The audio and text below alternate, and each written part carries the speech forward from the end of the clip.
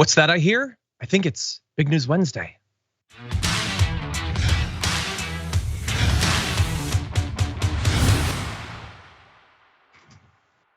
And I think it is gonna be one, not only because we've got Jayar Jackson, the man of Big News Wednesday. How's it going, Jayar? What's going on, kid? How you doing? It's Wednesday already. I feel like the week just started, bro. It does feel like we just did it. You know what I do like though? I like that this works. You know, you got your new time and everything, but it works. Big load off my mind, and I'm sure the audience is really happy about it. I feel like you're suggesting this rather than I'm just stating it. I'm just gonna keep saying it. I'm gonna put it out into the universe.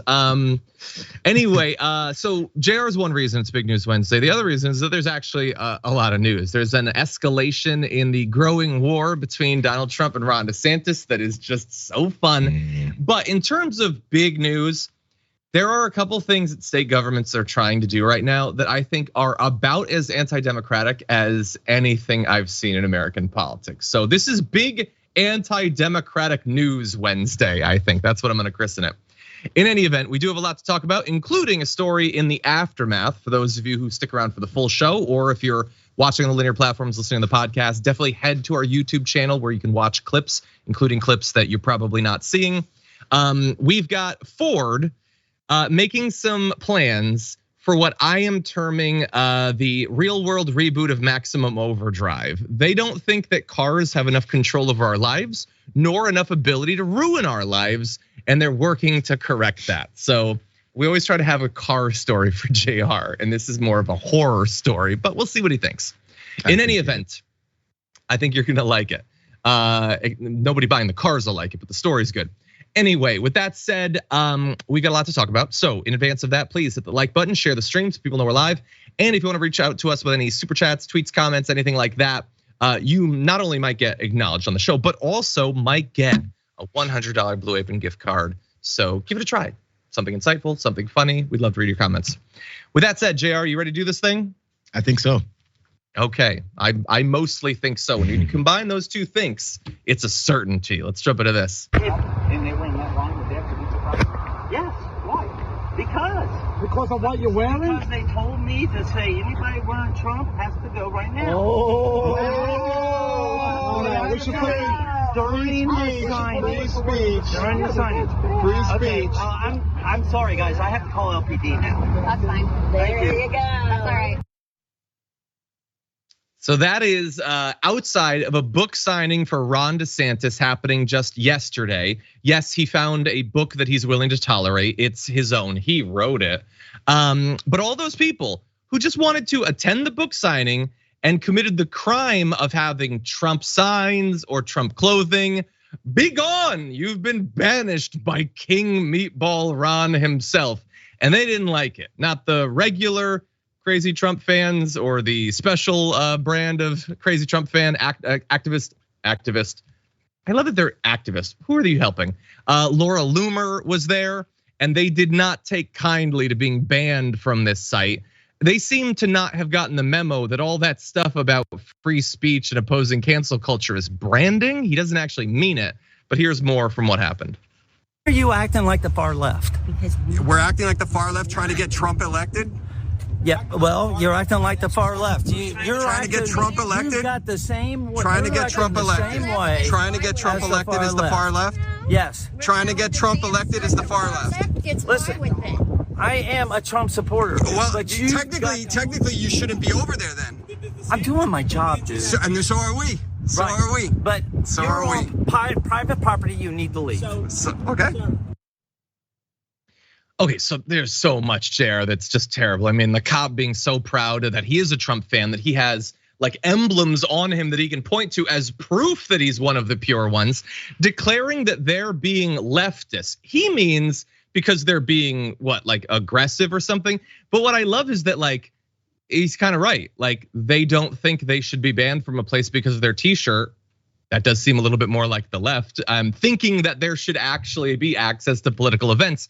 Of course, it is private property. They can do these sorts of bans if they want to. I just love that like they're just now finding out how fake all of that stuff about free speech and everything was. Jayar, what do you think? I'm not sure though. I of course always think maybe they're finally starting to see how this whole thing works.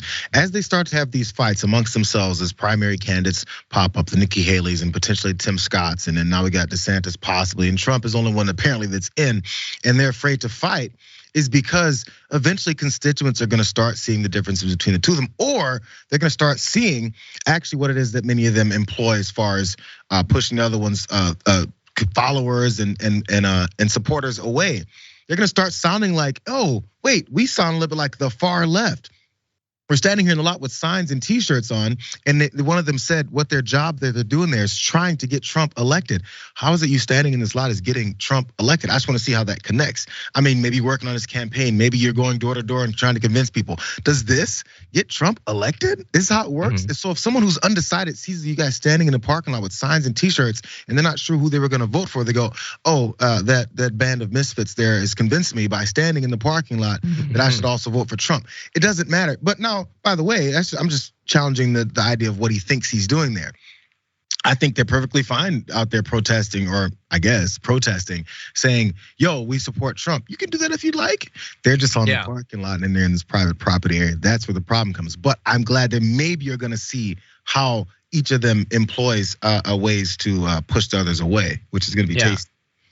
Yeah, they can do their protest outside or whatever, but of course they want to be in the store. And while the infighting is funny or whatever, if they got into the store, it would be chaos. So I think they were right to want to ban them from the store. Honestly, they were definitely going there to ruin the event.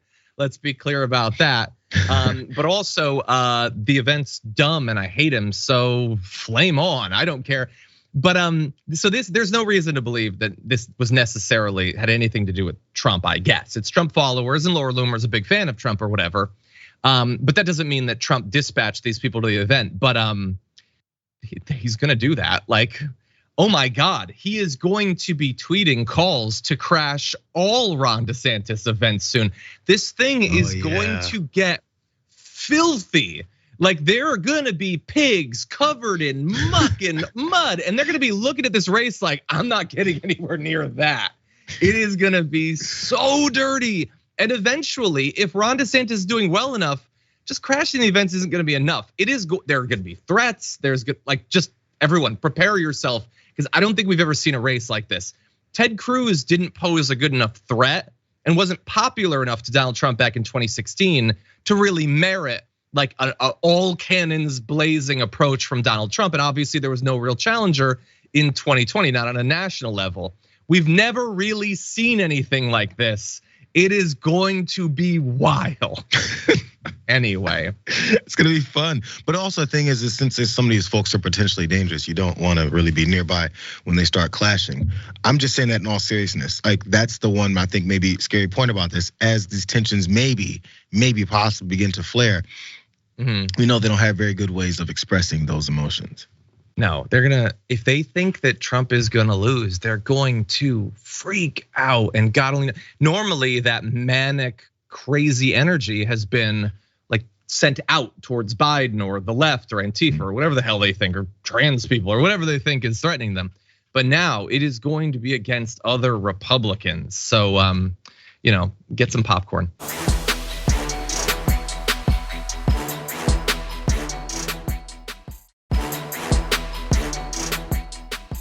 Anyway, DeSantis's book signing event that was interrupted by the MAGA movement was for his new book, The Courage to Be Free, which he totally wrote.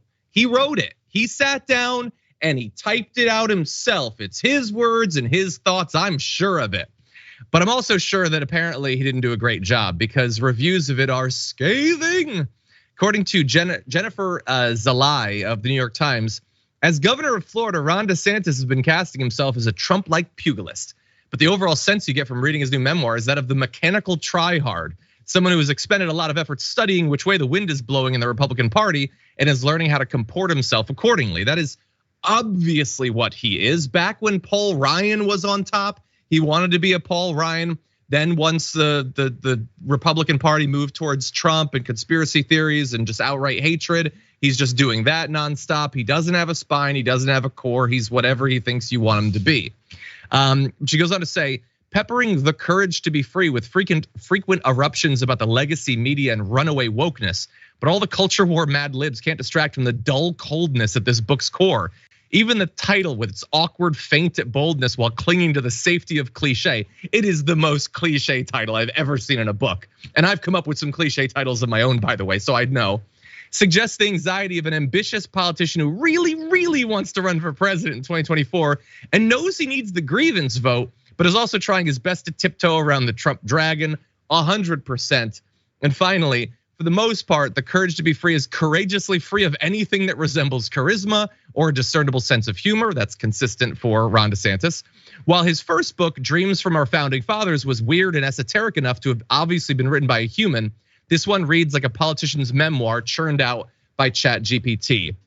And that's intended as like a cutting barb or whatever, but it's also entirely possible. And by the way, none of these right-wingers write their own books. They pay ghostwriters to do it.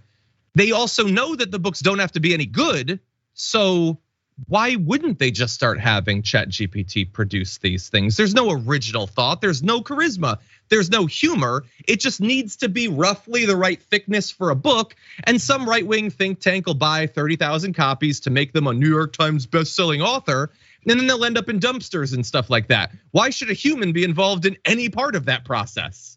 Jayar, what do you think? I'd love for any of these folks that support these candidates to tell me if they've read the book. I mean, they'll say they've read it, but I would love for them to prove that they've read these books. That's not the purpose of it. I'm glad you brought that up, because the book has to be the thing that leads into you running for president. If someone releases a book within a year of a presidential election, yes, they're running for president, or at least they're trying to. And by the way, this scathing review, there was definitely several moments as you read that of like, ooh, which actually makes me kind of want to read it. It's like watching a bad movie. I like to scroll through Netflix sometimes when I'm bored. I was like, I'm just gonna find a random movie I've never heard of that looks really bad. And I hope it's as bad as it looks, because I enjoy bad movies every once in a while. They're actually very entertaining, as you detail. So this may be one of those in the book form. Yeah, maybe. I sometimes do that too, but it's such an investment. A full movie, I don't know. Anyway, so yeah, again, it doesn't matter. The book could be absolute dog food. It doesn't matter. He's going to be a book bestseller. Some Republicans will actually buy it. They won't read it. They won't have the courage to be literate. But it'll mostly be bought by think tanks. It'll be donor money that'll just gobble up a whole bunch of it. No one will actually read it, and he knows that. He doesn't care. It's all a grift. That's what it is. But anyway. Ron DeSantis really doesn't need this stunt at his book signing that makes the Trump wing look aggressive and him look defensive and for censorship and all of that, especially now, because some of the movement in the polls, and I get that we're super early still, is not looking great for him. Some of these recent polls include one where he's down 30. There's an ACP poll, Emerson College polling. He's down 30 to Donald Trump. None of the other candidates really matter much. Mike Pence is at 8%, Nikki Haley's at 5%. And you know who would like that combined 13%? Ron DeSantis. But he can't have it as long as they're running. That's the way it works. And you can see here another poll, Yahoo YouGov. He's down, looks like, what's that, 16 points there. And again, a few extra points going to these other candidates who he can really use it. And this isn't just floating out in the ether. Every single day, Donald Trump is tweeting out stuff like this one. We already showed you the results of this, but he's sending these out. And beyond just gloating over the poll results, which, look, he spent a lot of time back in the day tweeting fake poll results. He's at 99% with the Republican Party. He doesn't link it to anything. In this case, he can actually point to it and be like, I am up big. We know he likes that. At the same time, as I've been discussing on the pre-port this week, he's getting a little bit better at his attacks against Ron DeSantis. Not necessarily in terms of the names, but it might be that some of the movement we've been seeing in the past few weeks is based on some of the policy attacks coming from Donald Trump to Ron DeSantis. I want to read part of this to show that he has been hammering this message now for a couple weeks straight. With him bleeding, great poll numbers are springing forth for your favorite president. How poetic. Me against Ron DeSantis and Biden. I guess people are finding out that he wanted to cut Social Security and raise the minimum wage or the age to at least 70, at least 4 times. Likewise with Medicare, wanted big cuts. He is a wheelchair over the cliff kind of guy. You know that type of guy, right? What are you talking about, you maniac? What type of guy is that? But anyway, forget the wheelchair thing. You shouldn't. It's deeply distressing, but we're gonna move on. He is hammering. He wants to cut your Medicare. He wants to cut your Social Security. He wants to raise the entire retirement age. And I don't know if that's actually working against Ron DeSantis, but I desperately hope that it is for so many reasons. Jared, yeah, they're gonna have to answer questions really fast. They're gonna have to answer questions. Now, I love it that he's doing this. This is part of the thing when they say Donald Trump will sabotage on accident Republican chances and even Senate races like he did in Georgia and things like that. It's because he'll just say things, all being righteousness, but not realizing that he's throwing the entire party under the bus, including things that he also supports or doesn't support and things of those natures. So people are gonna have to start seeing the differences. That's why Nikki Haley didn't say what the difference was. The reasons why the other candidate, the finance guy, decided not to say any differences with Trump is because then people are gonna have to start looking at it and going, yo, really, you're different there? Wait a second, how is he here? The only time they'll listen is when it's people that they trust, and oddly, they'll trust the biggest liars in the country. Yeah, I can't wait. Okay, so hold on. We might have to delve into the video part of this tomorrow, so we're gonna do a follow-up. I've been trying to figure out since yesterday what the wheelchair over the cliff thing is. Oh, I assumed, what's that? Wait, hold on, really fast. I'll tell you what I thought it was, and then you tell me what you think it is.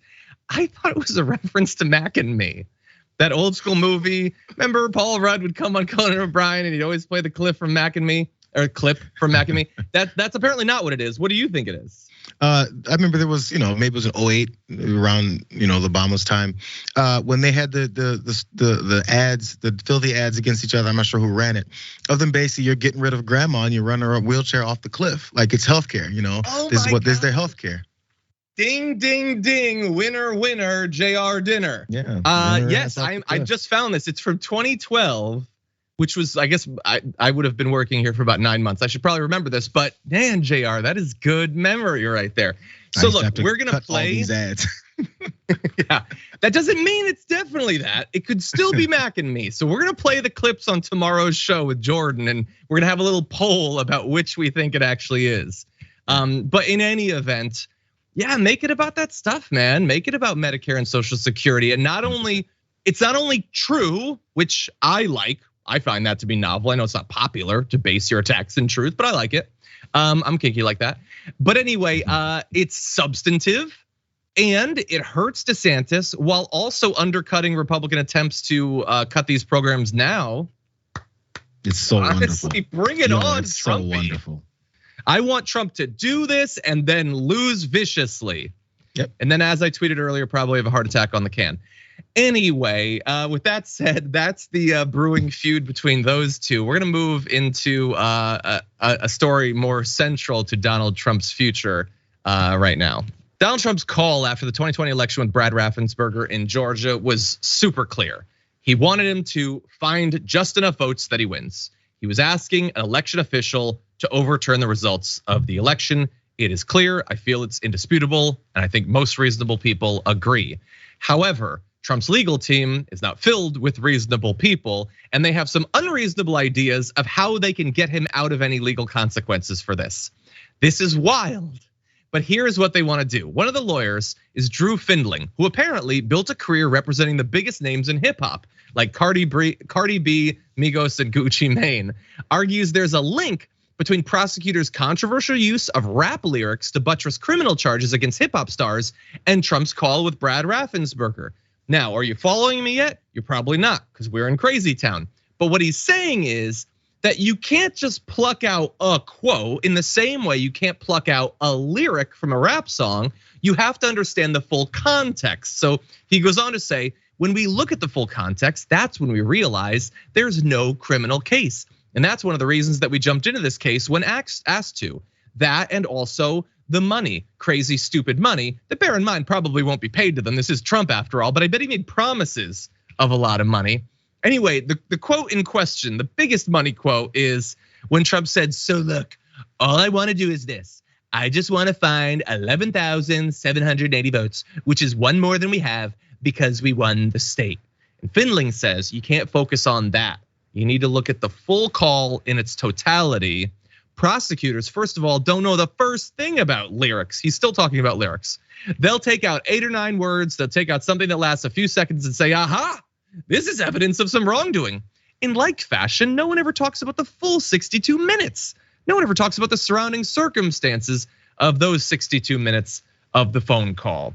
Jayar, is this rap lyric defense going to save Trump's bacon? I mean, honestly, we're at the point now that anything saves Trump's bacon because they won't finish going after him. But I mean, this is an attempt, right? And it's one of those things. It's the irony, of course, in this is that Trump will probably quickly throw any hip hop artist under the bus or claim that they're thugs and violent criminals and espouse dangerous things, and society is on the downfall because of it. We know conservatives like to say that. So I'm sure he would say he'd be on those same types of points. But when it comes to saving his own ass, then it comes to, hey, let me use that defense that this one attorney uses when it comes to those thugs and people who throw this horrible violent discourse into our society. So he's okay doing that when it comes to saving himself, but of course not when it comes to even talking about the context of anything anyone's saying for entertainment purposes, by the way. This is a guy that's on a private phone call, I guess. Maybe he doesn't realize that he's talking to the Secretary of State down there, and that maybe this guy might point out or one point testify about what the context of those calls were. Maybe Raffensperger, who was on the other side of that phone call, just doesn't know the implications of it or doesn't know the full context. He was only there and listening to it. He's only the one who was threatened or told, hey, maybe you should do this. Maybe they'll ask Zelensky next when he threatened him about the quid pro quo that he was involved in with him. Oh yeah, it was just a rap lyric. It was just one moment in this long call. I'm sure they'll say that too. I'm not sure if it'll work, but at this point, things always work that shouldn't when it comes to protecting and saving the worst people in our country, like this guy. So I mean, I'm not holding my breath. Yeah, he was only threatened, and his wife was threatened with rape and murder and all that. What does he know? By the way, I don't want to spoil this novel defense by pointing out that you know who has read the transcript for the full call? This guy. I have too much time on my hands and not enough self-respect. You know what the context of that call provides? A whole lot more of what's in that quote. It isn't necessarily as individually explicit as those 13 or so words, but he constantly talks about that exact number of votes. He constantly says we need to find the votes. The context doesn't make it look better, Findling. It makes it look worse. Anyway, by the way, just for context, we'll see. Again, context, because I value context like Findling does. In August, in reference to charges against rapper Young Thug, Fulton County DA Fannie Willis told a press conference, I think if you decide to admit your crimes over a beat, I'm gonna use it. I have some legal advice. Don't confess to crime on rap lyrics if you do not want them used, or at least get out of my county. So the DA apparently doesn't buy the whole rap lyric context thing. Anyway, and that has happened, I'm sure. Exactly.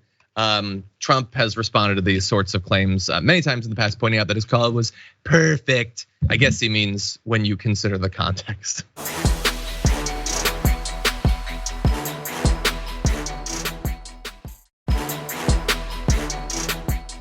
Florida has been increasingly red in recent years and increasingly radical along with it. The Republicans have their favorite governor in Ron DeSantis, and they apparently feel so emboldened that they're pretty much done tolerating the Democratic Party. And I don't mean that in metaphoric terms. I mean that they're pushing to banish it. No more Democratic Party in Florida. This is wild. This is being pursued by Senator Blaise Ingoglia, Republican of Spring Hill, has this new bill, SB 1248. It doesn't mention the word Democrat or Democratic, but let's see if we can figure out how it's talking about them. It's the ultimate cancel act, according to him. It would decertify any political party that ever included a plank to support slavery in its platform, something the Democratic Party did between 1844 and 1864, which I imagine is a year or two ago. After this is passed, registered voters of that party would receive notices from the state that their party had been canceled and that they're now no party voters for the canceled Democratic Party. They could re-register as long as the name is substantially different from the name of any other party previously registered. So what you should understand is that Blaise Ingoglia wants you to believe that this is him being clever or joking around. The issue is that it's not funny. He clearly supports the fascist destruction of his political opponents and thinks that this is a clever way to do it, just to destroy the Democratic Party outright, to make some sort of point about how Democrats are canceling too much. It's undercut a little bit by the fact that the Republican Party is going around Florida trying to find literally every book they can to set fire to. So that's sort of an issue, as well as pushing entire communities into the shadows. So if you want to make a clever point about cancellation, maybe look in the mirror there, Ingoglia. But anyway, we're gonna have more quotes from him. Jayar, what do you think about what they're trying to do? Well, this is the thing. He's going to be embarrassed when he discovers that, as he's pointing out, the Democratic Party in that time frame had that plank into their, in their party plans or agenda that included slavery, right? He's going to be really upset when he discovers that the current folks in his party also support those types of things. In fact, they support the things that came from it. They still support police with qualified immunity as they beat and kill people that they think they can beat and kill and have this level of immunity.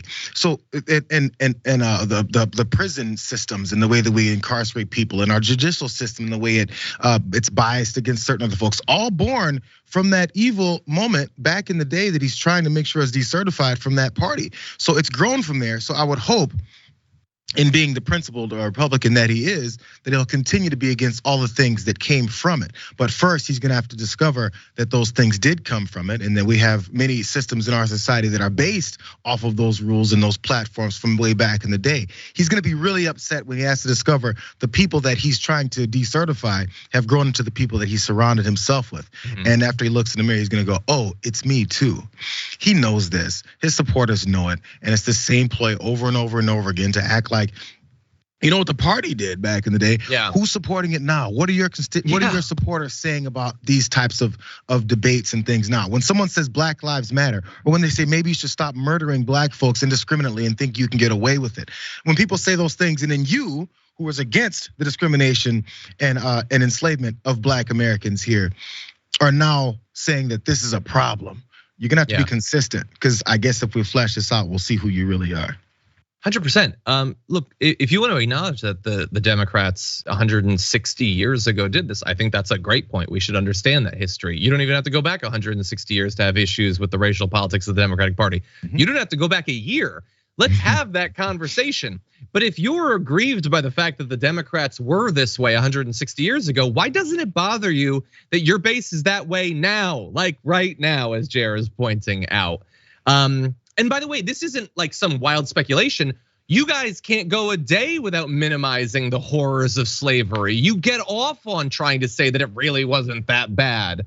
Ask Americans at large what they think about different racial groups. And you can see that there's plenty of racism to go around, certainly, but clustered amongst Republicans is a horrendous grouping of racial stereotypes against not only black Americans, but basically everyone else. And so all of this is out there, Blaise, take a look at it. And by the way, I just want to respond to one of his comments. So he says, for years now, leftist activists have been trying to cancel people and companies for things they've said or done in the past. First of all, you are so excited about the fact that Ron DeSantis is attacking Disney for having a same-sex cartoon kiss. So again, glass houses. Anyway, this includes the removal of statues and memorials and the renaming of buildings. Using this standard, it would be hypocritical not to cancel the Democratic Party itself for the same thing.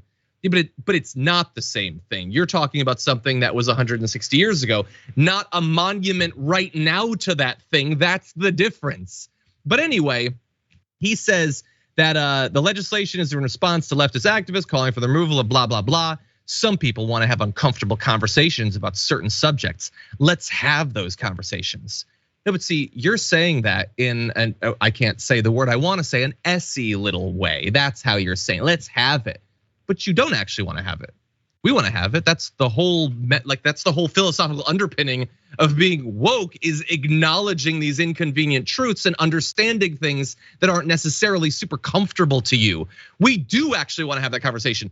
You very much don't. That's why you guys are going around to universities and schools around the state and literally banning the teaching of these things, stripping literature out of those libraries, Don't pretend that you want to have uncomfortable conversations. Your entire political ideology is based around not being exposed for even a microsecond to the least inconvenient of facts, potentially. We're ready to acknowledge the truth, the historic truth of the Democratic Party and the Republican Party and America at large. And we're also willing to do it right now. Don't pretend that you have even one bit of those philosophical cojones.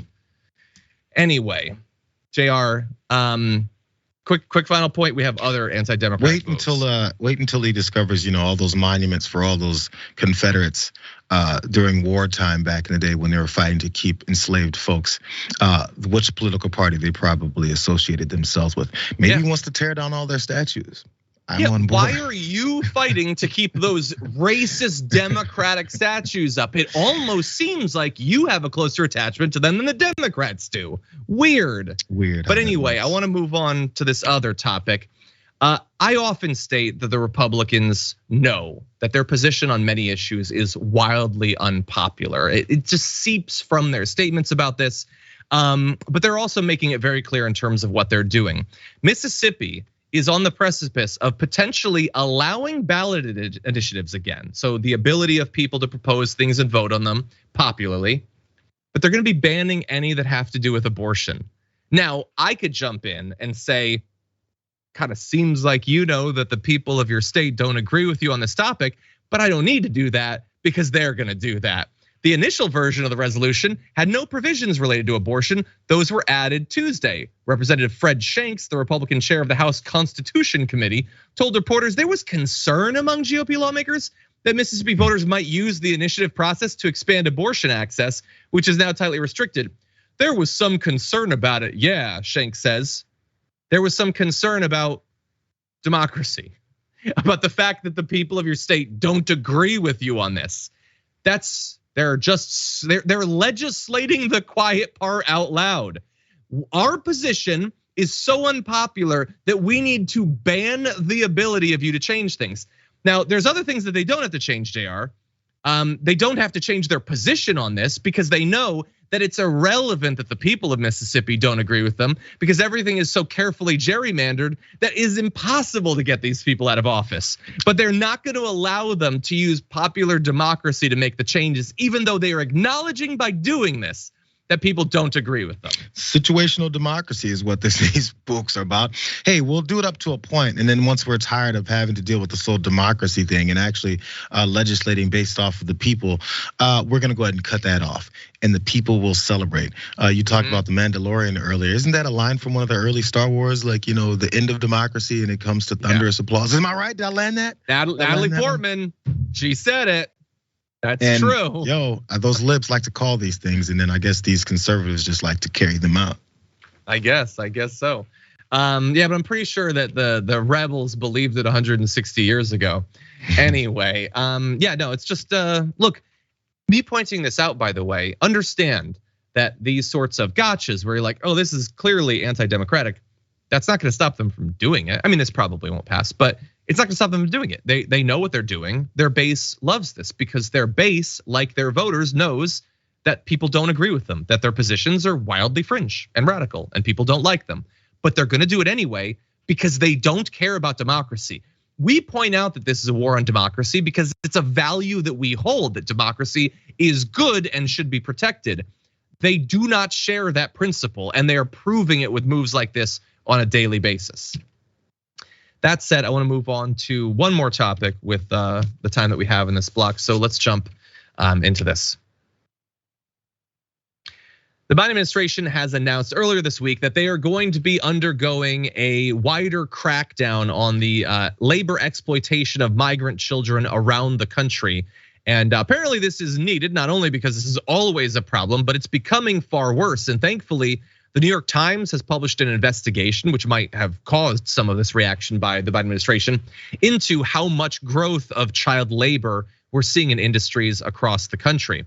So you've got 12-year-old roofers in Florida and Tennessee, underage slaughterhouse workers in Delaware, Mississippi, and North Carolina, children sawing planks of wood on overnight shifts in South Dakota, In LA, right here, children stitch Made in America tags into J. Crew shirts. They bake dinner rolls sold at Walmart and Target, processed milk used in Ben & Jerry's ice cream. Hopefully Ben & Jerry's will change their contractors, and help debone chicken sold at Whole Foods.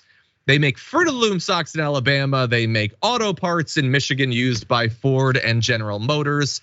And this is just becoming more and more common, not only using child labor, including migrant child labor, but having them do increasingly difficult jobs for longer periods of time in conditions where accidents and injuries are becoming the norm.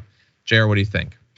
This is one of those things. We did this story, a similar one of these aspects that you had mentioned there last week or two, where there's the slaughterhouse scenarios where those children were being used overnight, working and cleaning up around blades and industrial equipment on floors and full-on rubber, wetsuits, and then goggles over their eyes, and then they'd go on to school.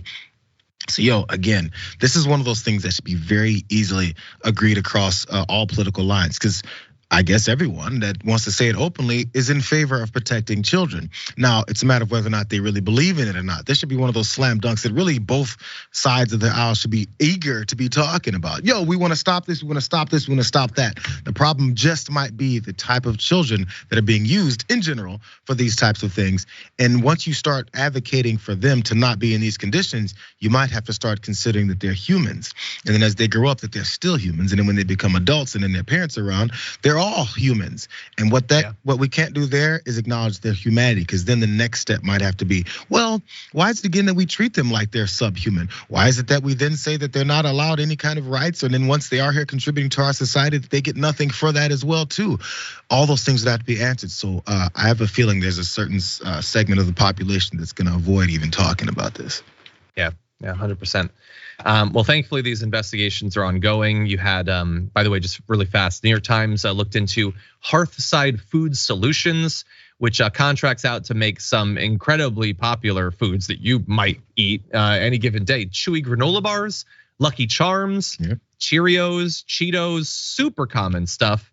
And they are employing child labor in the production of these foods. By the way, to give you an idea of some of the new regulation that's needed, one of the things they're pushing for is raising the maximum penalties for companies that violate these laws. We were talking about something like this when it came to the train violations.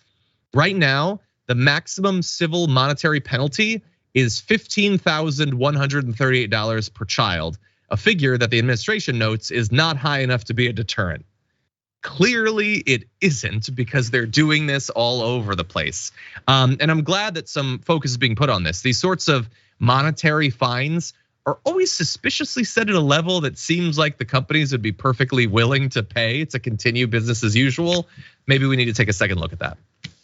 Okay, unfortunately, we're running out of time. So we're gonna take a second break. When we come back, Eric Adams starts talking about the separation of church and state, and I really wish he hadn't.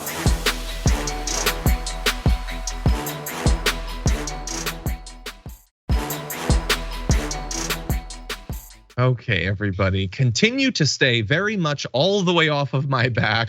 And with that said, we're gonna jump into some other news, starting with this. If we are bringing our best fight in the ring, we would not have homeless in this city. We would not have a crisis of domestic violence. We would not have children, because when we took prayers out of schools, guns came into schools. He's a Democrat, right? If I vaguely remember, Eric Adams is supposed to be a Democrat. He's delivering a speech Lindsey Graham or Ted Cruz could have. Yes, you've nailed it. It's when we took prayer out of schools, the guns came into schools. Oddly enough, I have a feeling that when the guns come into schools, plenty of children are desperately praying to be protected. Unfortunately, their politicians have abandoned them. No word on whether God has, but I know for sure the politicians have.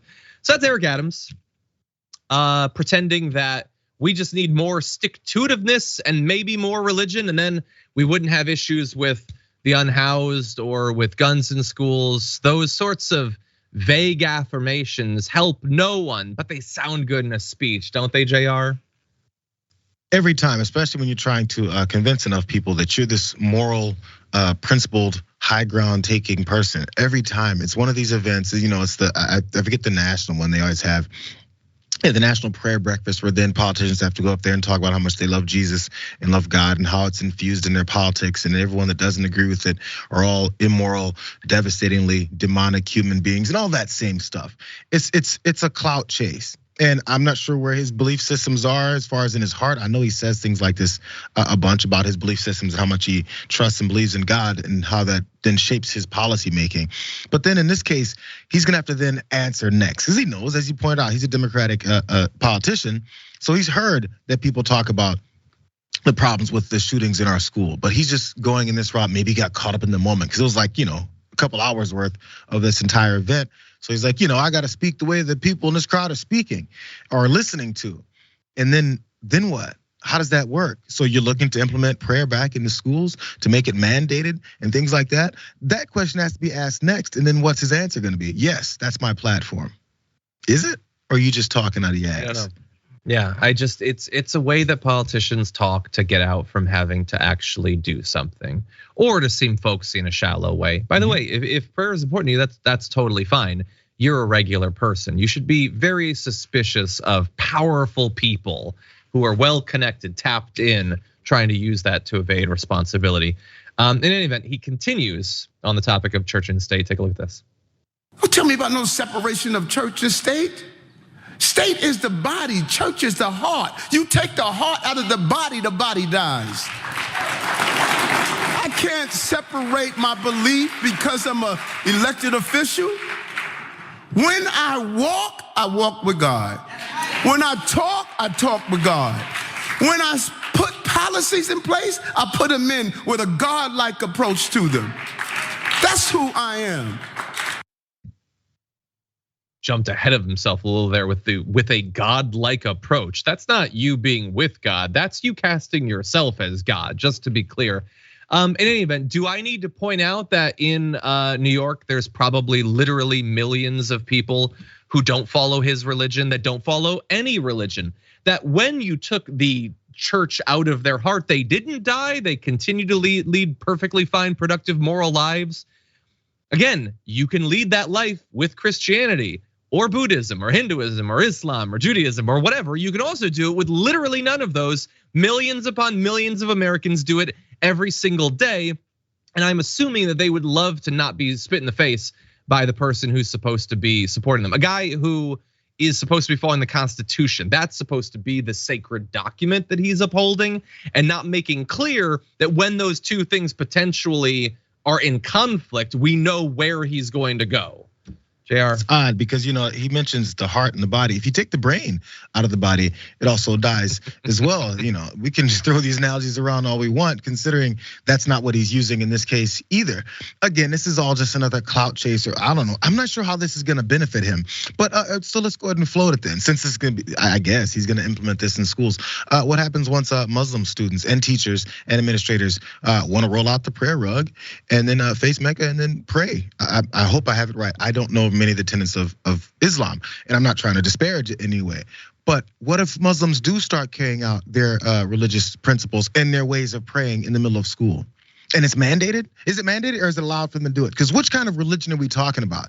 Yeah, it goes back to the same thing every time. They say freedom of religion. What they mean is bias policies towards Christianity. They think religion equals Christianity. They think there's no other religion. Like it's Christianity and that's it. So when I say I believe in prayer in schools, we automatically are supposed to think that it's about Christian prayer. What if it's not, bro? Yeah, they think that if a Christian gets elected, that is warrant to just do a Christian government. Do you believe that they think that if a Muslim got elected, that means, well, then obviously the government should be Muslim? No, they definitely don't think that. Again, in fact, they call that invasion, John. Yeah, they would call that invasion. And by the way, a Muslim getting elected doesn't mean that they would want to suddenly make government Islamic in any particular way. Just a thought experiment to point out that, as with so much else in politics, like 99% of the things that are asserted as if they're based on a principle are not. It's just pragmatism. That's all it is. It's power for me. And if you ever get it, you shouldn't get it. You shouldn't have any power or influence. That's the way it works. I'm assuming he's going to get a lot of pushback. He has not responded well to criticism in the past, Eric Adams. So I doubt he really cares about the fact that he's insulting millions of his constituents. We'll see what happens.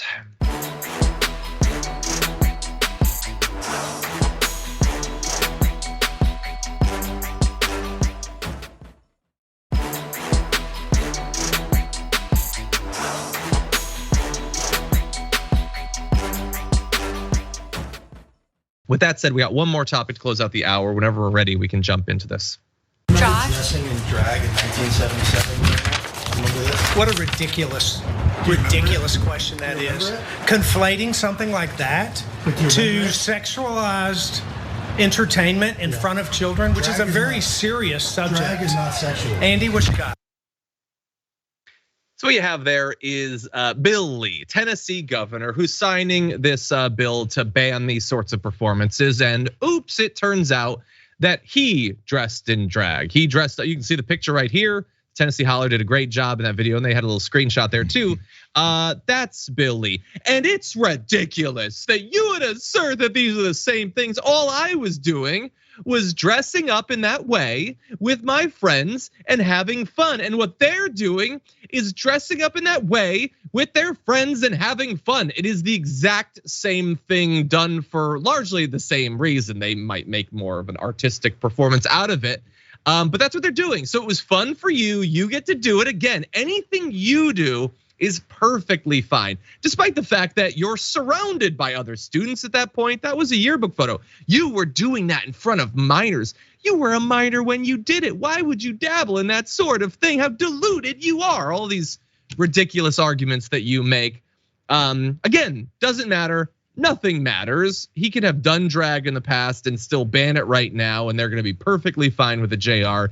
But I love that at least they're sticking the hypocrisy to him with appearances like that. Once these guys say this type of stuff, just go ahead and make sure that whoever's talking to the guy was speaking to him, recap what they just said. He's like, oh, that's ridiculous. They get offended too once truth is put in front of their face. So he's like, oh, that's ridiculous. How could you be? This is just all in fun. And there was a bunch of other Republican politicians who were excusing it as well. Once they do, then go ahead and point out. So the problem is that it's not you. That's the only problem. So what you believe is these laws that you're trying to put in place should only apply to people that you don't like. So you believe that there should be a two-tier justice system in this country, because that's what you guys always deny and that's what we always see. But then now that you're looking to implement that, just say it, bro. Tell me why it's not. Prove to me why that's not what you're doing, because we've just described exactly that, and that's your point of view.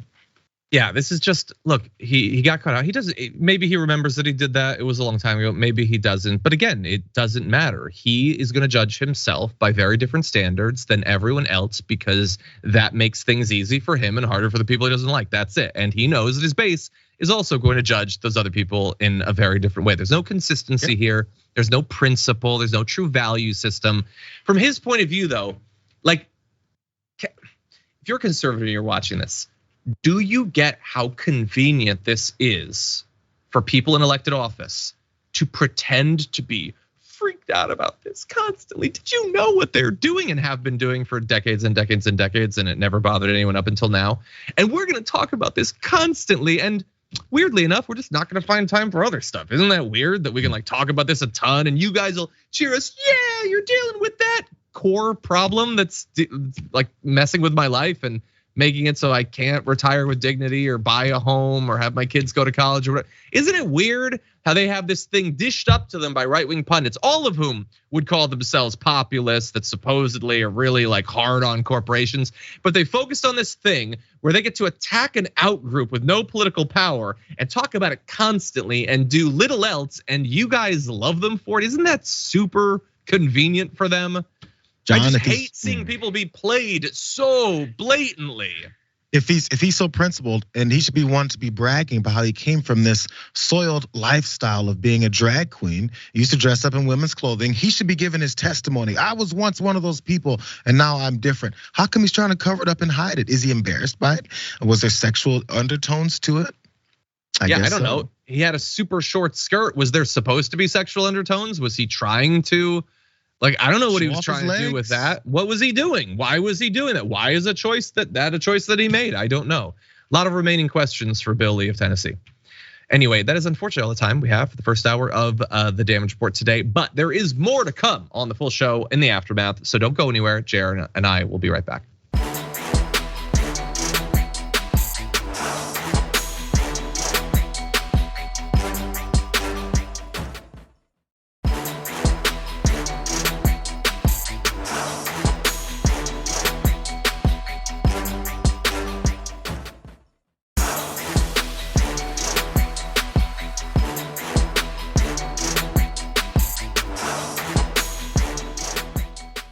Thanks for listening to the full episode of The Damage Report. Support our work, listen ad-free, access members-only bonus content, and more by subscribing to Apple Podcasts at apple.co/TYT. I'm your host, John Adarola. I'll see you soon.